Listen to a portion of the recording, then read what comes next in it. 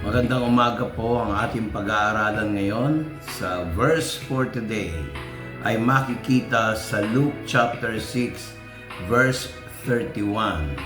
Babasahin ko yung New English Translation, tapos babasahin ko yung Tagalog version. Verse 31, treat others in the same way that you would want them to treat you.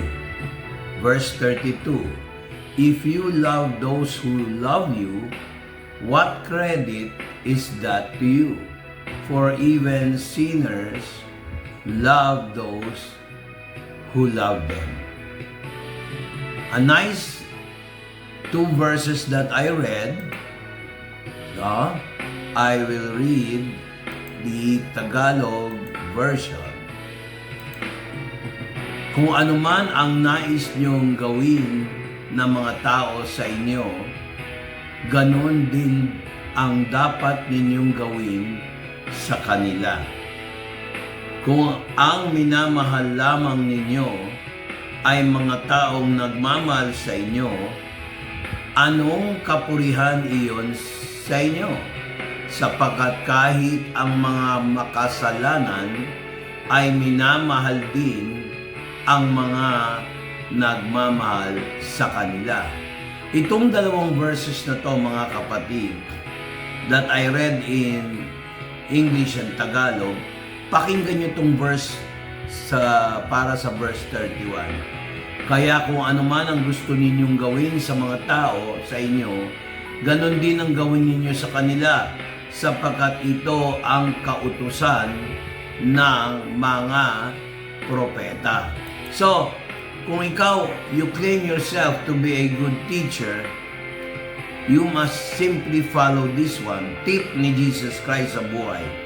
Huwag mong gawin sa iba ang ayaw gawin sa iyo. Ano lang kasimple. At yung salitang, kung ang minamahal lamang ninyo ay mga taong nagmamahal sa inyo, anong kapurihan iyon sa inyo? Sapagkat kahit ang mga makasalanan ay minamahal din ang mga nagmamahal sa kanya. So, ibig sabihin, pag sinabing kapwa, regardless kung anong estado niya sa buhay o anong sitwasyon niya, matuto tayong magmahal sa kanila. Hindi naman ibig sabihin pag nagmahal kinukonsinti mo. Pakinggan niyo itong sinabi ni Jesus Christ. Sapagkat kung mamahalin lang ninyo ang nagmamahal sa inyo, anong gantimpala ang inyong makakamit? Hindi ba't ganyan din ang ginagawa ng mga maniningil ng buwis? So, kahit pala sa gobyerno, umapa sa buhay, ang illustration ni Jesus Christ ay applicable hanggang ngayon. Matuto tayo na huwag magtangi. Kaya, maganda yung may tinatawag na social concern ka sa iba. Maraming tao well off sa buhay pero wala na silang concern sa iba. Minsan they claim themselves to be Christian. Ang mahal ko lang itong church where I belong. Mali eh. Dapat marunong ka ring maging patas sa bawat tao regardless kung ano ang kanyang lahi, ang kanyang relihiyon, ang kanyang hanap buhay. Huwag basta-basta mag-jump into conclusions. Yan po ang ating ang tawag dito, verse for today. Sabi nga sa Ingles, ulitin ko, for if you love them that love you, what do you think? Do sinners love those that love them? Yes! Lalo na kung pamilya pag-uusapan, minsan nga mali na sila. Mahal pa rin nila eh. Pero mali yun, no? Actually, mali. Kinukonsinti mo yung mali. Pero there are times, madaling sabihin, ngunit mahirap. Kaya mayroon akong mga kilalang politiko na kaya sila kumampi doon sa isang tao na nasa posisyon. Kasi yung mga anak nila adik. Kita nyo yung tatay, hindi naman niya kinukonsinte. Pero dahil anak niya yun, ayaw naman niyang ipakulong. Pero people will find out. Okay? Kaya mga kapatid, ang the best thing na dapat gawin, treat them